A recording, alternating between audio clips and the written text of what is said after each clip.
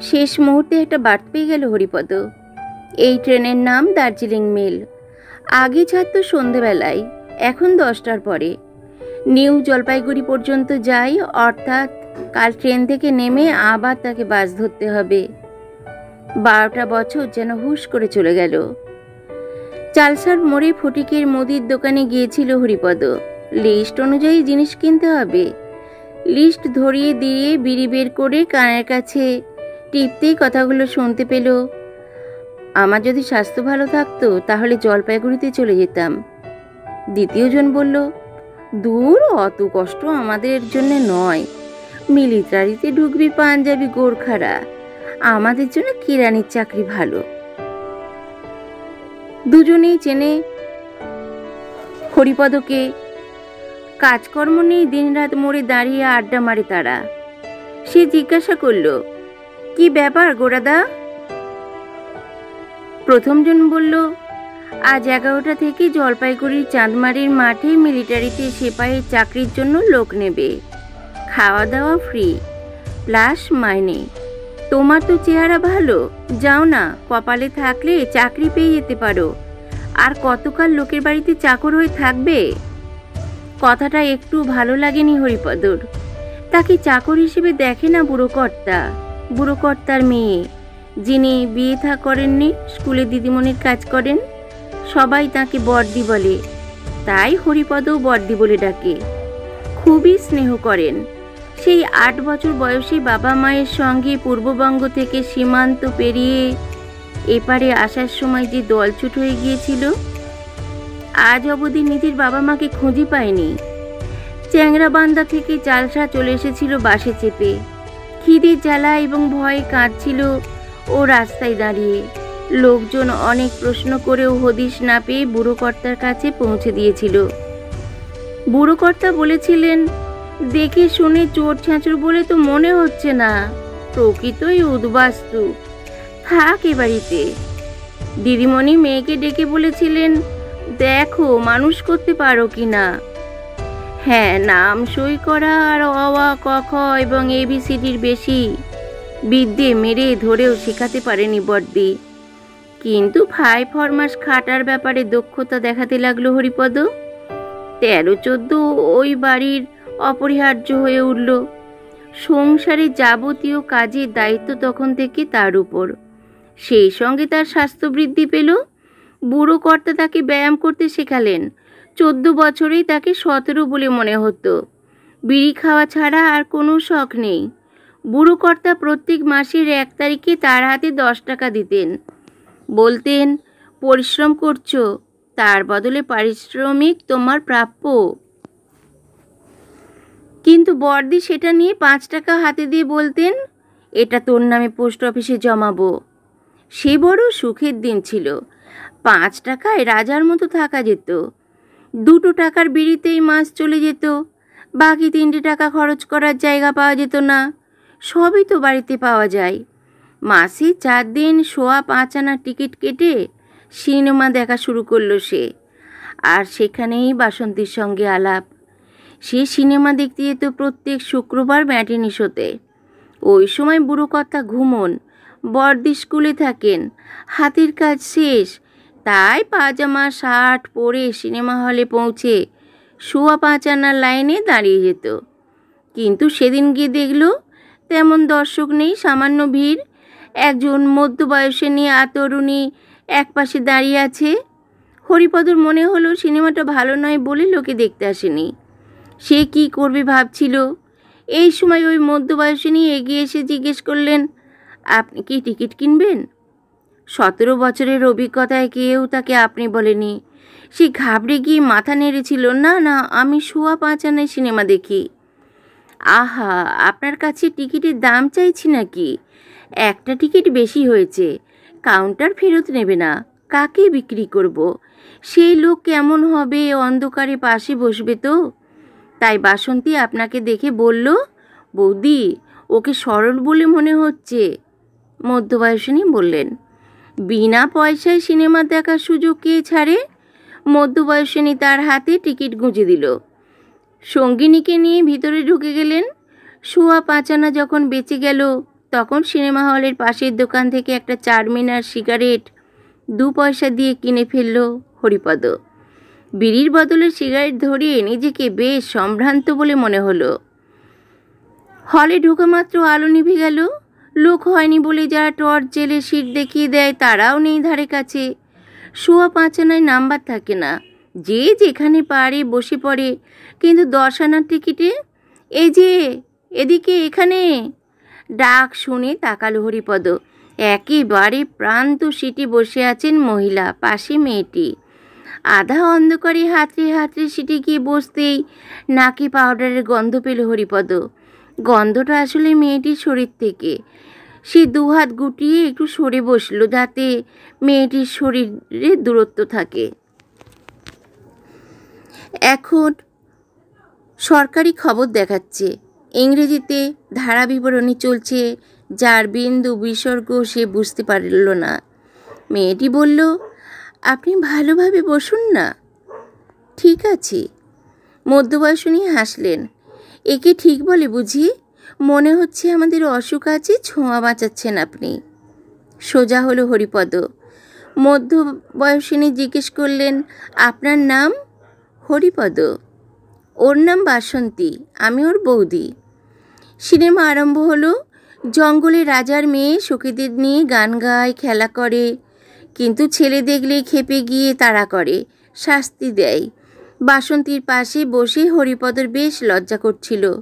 রাজকন্যার পরনের পোশাক যতটা না থাকলে নয়, ততটা থাকায়।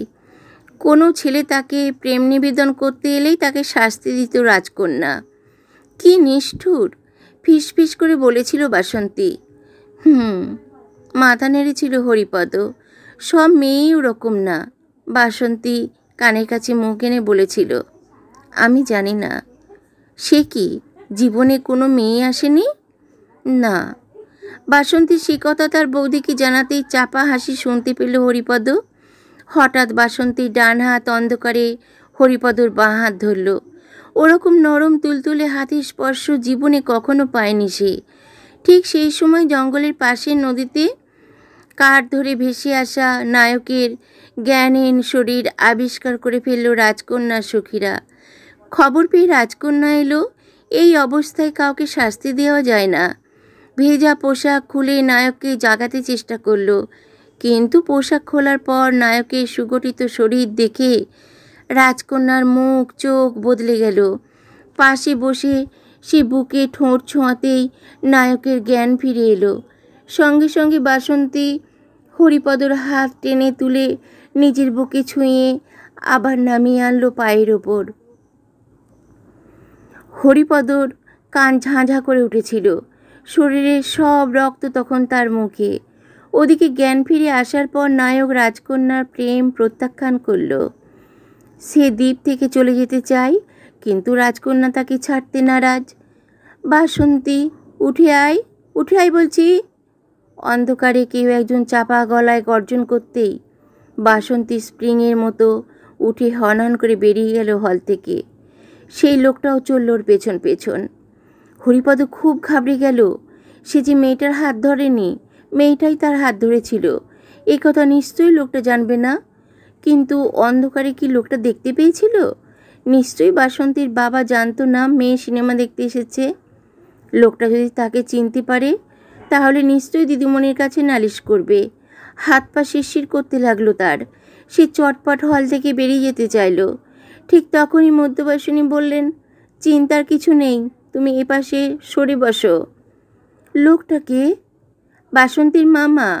হাড়ি বজ্জাত লোক, আমার উপর খুব রাগ, তাই ভাগ্নিকে ধমক দিয়ে নিয়ে গেল। খুক খুক শব্দে হাসলেন মধ্যবয়সিনী। আপনার উপর রাগ কেন? বামন হয়ে চাঁদ ধরতে চাইলে আচার খেতেই হবে। মধ্যবয়সিনী হাসলেন। আর এখনো তুমি ওখানে বসে আছো, লোকে কি ভাববে? অতএব বাধ্য হলো হরিপদ। কানের কাছে মুখ এনে মধ্যবয়সিনী বললেন, তুমি আমাকে বৌদি বলে ডেকো। পুরো সিনেমা দেখা হলো না। হাফ টাইমে বৌদি বললেন, ভাল লাগছে না, তুমি কি পুরোটা দেখতে চাও? মাথা নেড়েছিল না। তাহলে চলো বাড়ি যাই। বাইরে বেরিয়ে বৌদি বাস স্ট্যান্ডে দাঁড়িয়ে বললেন, চলো, আমাকে বাড়িতে পৌঁছে দিয়ে আসবে। বেশি দূর নয়, আধ ঘন্টা লাগবে। বাসে চেপে নাগরাকাটায় পৌঁছাবার আগেই বৌদি নেমে পড়লেন। পাশেই ফরেস্টের কোয়ার্টার, বেশ নির্জন জায়গা। কোয়ার্টার্সের পাশে কাঠের বাগানওয়ালা বাড়ি। গেট খুলে ভিতরে ঢোকা মাত্রই একটা টেকো লম্বা লোক বেরিয়ে এলো। কী ব্যাপার, সিনেমা দেখলে না? ইস, কি বিশ্রী ছবি, বসে থাকা যায় না। এটি কে? হরিপদ, খুব ভালো ছেলে, বৌদি বললেন। হরিপদ কি? লোকটা জিজ্ঞাসা করল। হরিপদ ভট্টাচার্য, জবাব দিয়েছিল সে। ও, বামুনের ছেলে। বয়স কত? 17। তাই, এখনও গোঁফ দাঁড়িয়ে ওঠেনি। শোনো, আমাকে এখনই মালবাজার যেতে হবে কাজে। আচ্ছা, বেশি গেল না? না না। লোকটা বেরিয়ে গেল। বৌদি হাসলেন। কাঠের ব্যবসা করে, মালবাজারে যায় মাল খেতে। বাইরের ঘরে বসে বৌদি জিজ্ঞেস করলো, তা বলো, বাসন্তীকে কেমন লাগলো? ভালো। প্রেম প্রেম করে পাগল হয়ে গিয়েছে মেয়েটা, অথচ কোনো ছেলেকেই ওর পছন্দ হচ্ছিল না। তোমাকে আজ দেখা মাত্র আমাকে বলল আলাপ করিয়ে দাও। দেখলাম তোমার সঙ্গে মানাবে। বৌদি হাসলেন। কি খাবে বলো? কিছু না, আমি এখন বাড়ি যাব। হরিপদ বলল। বাড়িতে কে কে আছেন? দিদিমণি, বড়বাবু। বড়বাবু? বৌদি অবাক হলেন। বড়বাবু মানে? ওকে সবাই বড়বাবু বলে। অনেক বয়স হয়েছে তো। আগে এদিকে জমিদার ছিলেন। দিদিমণি ওর মেয়ে, বিয়ে করেননি, স্কুলে পড়ান। হরিপদ বলল। তোমার সঙ্গে কি সম্পর্ক? বৌদির কপালে ভাঁজ পড়ল। আমি ওদের সব, আমার উপর ওরা নির্ভর করেন। তোমার বাবা মা কোথায়? জানি না, পাকিস্তান থেকে আসার সময় আমি হারিয়ে গেছি। মেয়েটা মরল, এখন কি করি? বিড়বিড় করলেন বৌদি। শোনো, তোমার এই পরিচয় যেন বাসন্তী জানতে না পারে। ও তোমাকে বিয়ে করতে চাইছে, কিন্তু তুমি খাবে কি? কাজকর্ম করো না, পেটেও বিদ্যে নেই। আমি ভেবেছিলাম তুমি কলেজে পড়ো। শুধু চেহারা থাকলে কি হয়? বরং চেষ্টা করবে বাসন্তীকে এড়িয়ে যেতে। আমার সঙ্গে ওর দেখাই হবে না। কোথায় থাকে তাই তো জানি না। মেয়ে মানুষের মনে প্রেম এলে ঠিক খুঁজে বের করে। একবার তো দেখলাম তোমার হাতে হাত তুলে বুকে ছোঁয়ালো। আগে রোজগার করো, টাকা জমাও, তারপর এগোবে। ঠিক আছে। হরিপদ উঠে দাঁড়ালো। সে যখন বারান্দায় চলে এসেছে তখন বৌদি পেছন থেকে ডাকলেন, শোনো, সামনের রবিবারের দুপুরে এখানে এসো তো। কেন? বাসন্তীর আসার কথা। একটু ফষ্টি নষ্টি করেও যদি সুখ পায় তো পাক, আমার হয়েছে জ্বালা।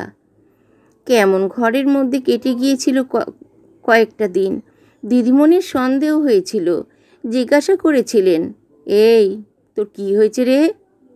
আমার? কেন? কিছু হয়নি তো। কিছু হয়নি? সব সময় অন্য কথা ভাবছিস? বাইরে বাইরে আর আগের মতো ঘুরে বেড়াচ্ছিস না, সব সময় অন্যমনস্ক হয়ে থাকছিস। না, ভাবছি এখন থেকে আমাকে রোজগার করতে হবে, বলেছিল সে।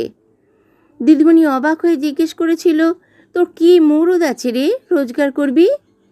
কথাটা শুনে মন খারাপ হয়ে গিয়েছিল। সে তো কিছুই জানে না, পেটে বিদ্যে নেই, কিন্তু গাড়ি চালাতে পারে। এমন লোক এখানে ড্রাইভারি করে টাকা বানাচ্ছে।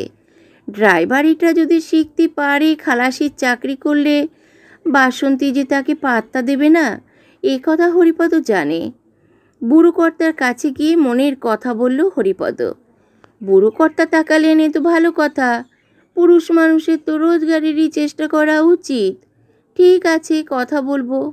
চা বাগানের গাড়ির খালাসির চাকরি পেলে ড্রাইভারের কাছ থেকে শিখে নিতে পারবে। আনন্দ হলো খুব। প্রথম দিকে যদিও খালাসি হয়ে ঢুকতে হবে, কিন্তু সেটা খুব বেশি হলে বছরখানেকের জন্যে। তারপর চা বাগানের ড্রাইভারের পাক্কা চাকরি, কোয়ার্টার্স। আহ! পরের রবিবার দুপুরে বৌদির বাড়িতে গিয়ে দরজায় শব্দ করল হরিপদ। কীরকম ভয় অথচ আনন্দ একসঙ্গে তাকে জড়িয়ে ধরেছিল। দরজা খুলল বাসন্তী।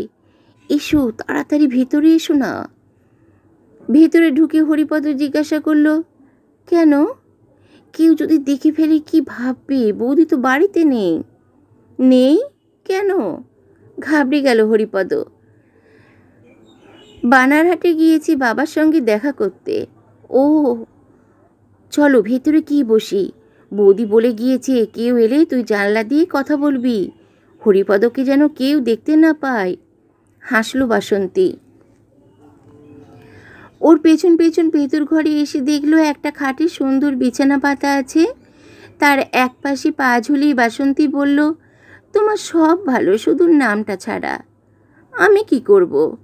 সত্যি তোমার তো হাত নেই। আচ্ছা, সেদিন তুমি কিছু মনে করনি তো? আমার মামাটা ওরকম, রাখলে চাঁড়াল। তোমাকে চিনতে পারিনি। কে তুমি জিজ্ঞেস করেছিল, আমি বলেছি চিনি না। টিকিট কেটে যারা সিনেমা দেখতে আসে তাদের সবাইকে আমি কি করে চিনব? হেসে গড়িয়ে পড়ল বাসন্তী। তারপর সোজা হয়ে বসে গম্ভীর মুখে বলল, আই লাভ ইউ। মাথা থেকে পা পর্যন্ত বিদ্যুৎ বয়ে গেল। এই 3টে ইংরেজি শব্দ সিনেমা দেখা দৌলতে হরিপদর জানা। বাসন্তী জিজ্ঞেস করল, তুমি? মাথা নাড়ল হরিপদ। হ্যাঁ। বলতে খুব আনন্দ হলো। আমাকে বিয়ে করবে তো? বিয়ে? আমি যাকে ভালোবাসবো তাকে আমাকে বিয়ে করতে হবে। কিন্তু আমি তো এখনও রোজগার করি না। করো, 1 বছর টাইম দিলাম। তোমাকে ভালো লেগেছে বলে টাইম দিচ্ছি, নইলে আমার হ্যাঁ শুনতে 4-5 জন লাইন দিয়ে আছে। 1 বছর পরে রোজগার করে বিয়ে করতে পারবে তো? তাহলে আমি সীতার মতো প্রতীক্ষা করব। বেশি নাড়াচাড়া করতে করতে বলল বাসন্তী। হ্যাঁ পারবো, বেশ জোরে জবাব দিল হরিপদ। তুমি দাঁড়িয়ে দাঁড়িয়ে কথা বলছো কেন? এখানে এসে বসো। হাত দিয়ে বিছানার একটা জায়গা দেখিয়ে দিল বাসন্তী। হরিপদ পায়ে পায়ে এসে বসল। দুজনের মধ্যে দূরত্ব আধ হাত। বাসন্তী বলল, সবাই বলে আমি ঠোঁট কাটা। সত্যি কথা স্পষ্ট করে বলা ভালো, তাই না? হ্যাঁ। তাহলে বলি, বিয়ের আগে তুমি আমার গায়ে হাত দেবে না। ও, সিনেমার হিরোদের মতো অসভ্যতা যদি করতে হয় বিয়ের পরে করবে। তবে ইচ্ছে হলে আমি হাত দিতে পারি। তখন তোমাকে একদম বাচ্চা হয়ে থাকতে হবে। রাজি?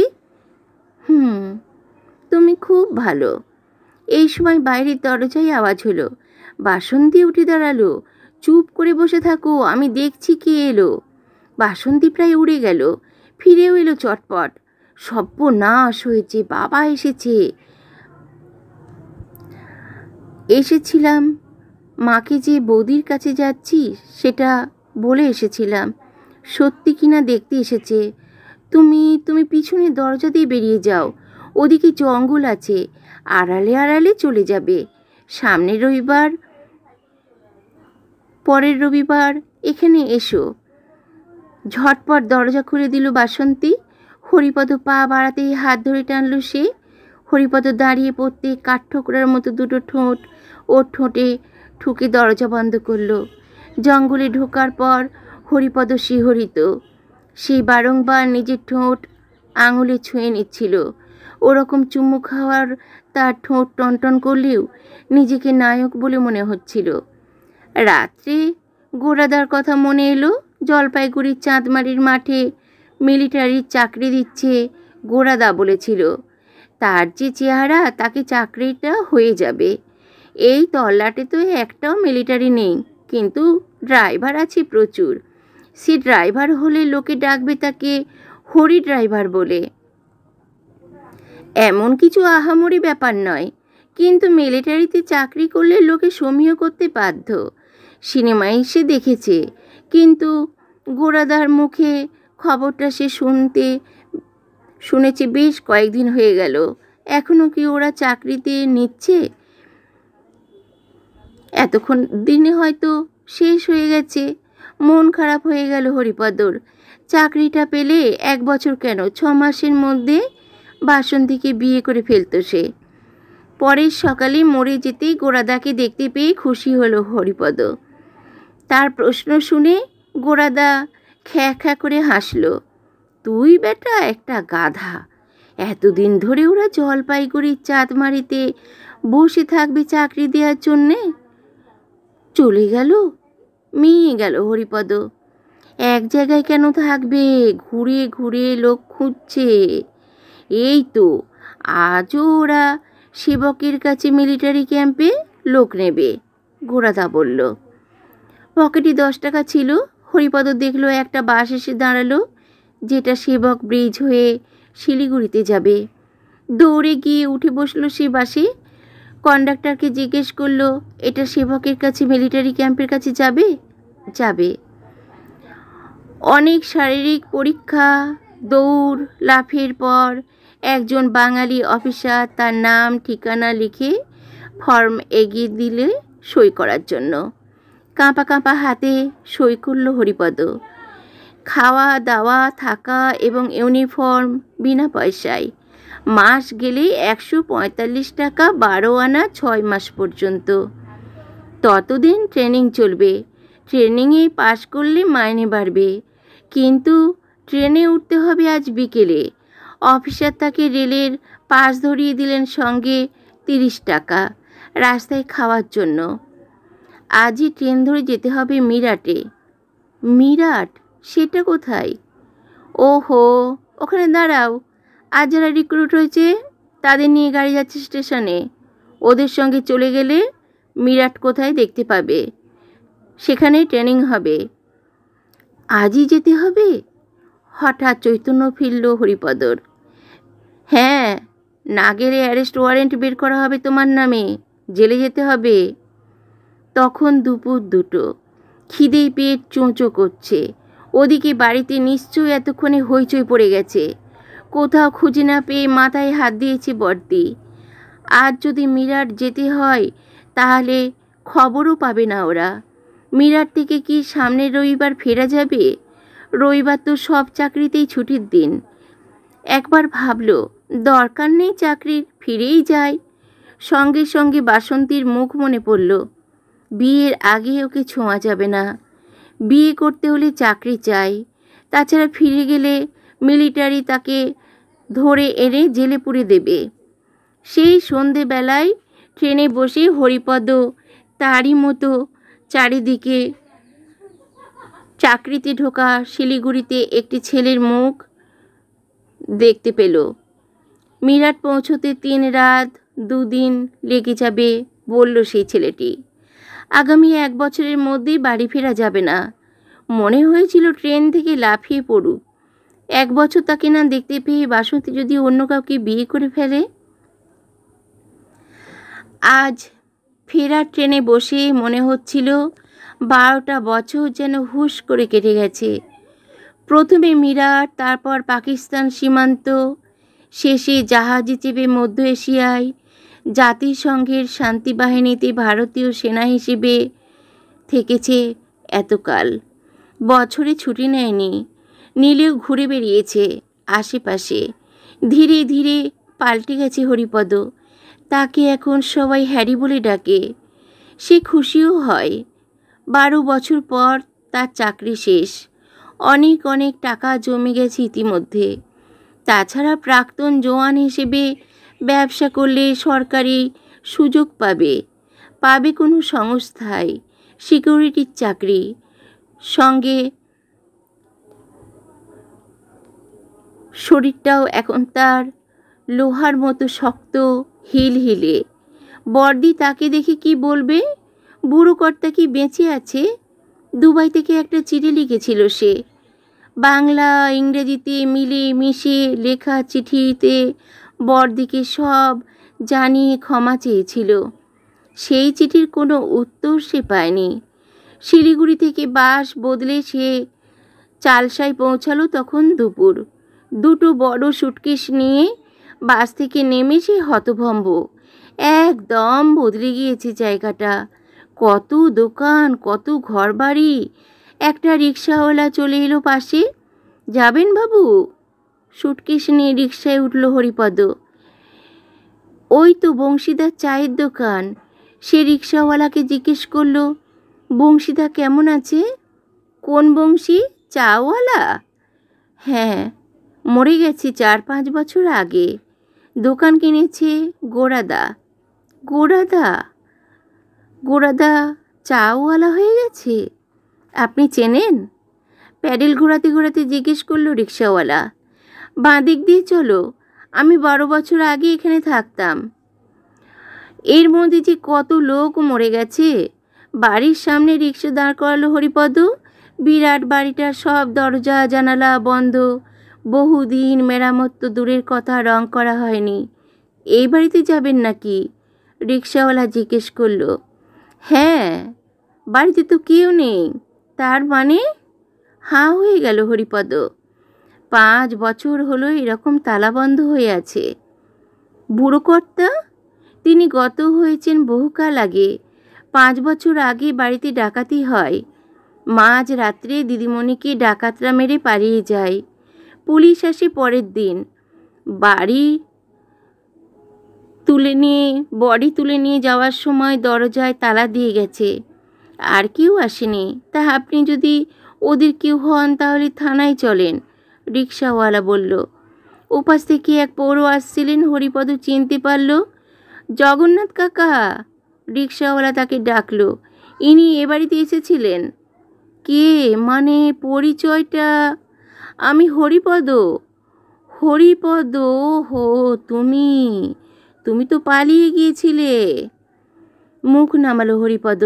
জগন্নাথবাবু বললেন, তুমি থাকলে দিদিমণি এমন অঘরে মারা যেত না। মাঝ রাত্রে ডাকাত এসেছিল, আমরা কেউ টেরই পাইনি। দরজা ভেঙেছিল? না, বোধহয় চেনা লোকের নাম বলেছিল। তাই শুনে দিদিমণি দরজা খুলে দিয়েছিলেন। কিছু মনে করো না, লোকে বলে তোমার নাম বলেছিল ডাকাতরা। সে কি? আমি তো তখন দুবাইতে ছিলাম। তা থাকতে পারো, কেউ যদি নাম ব্যবহার করে তো কি করা যাবে?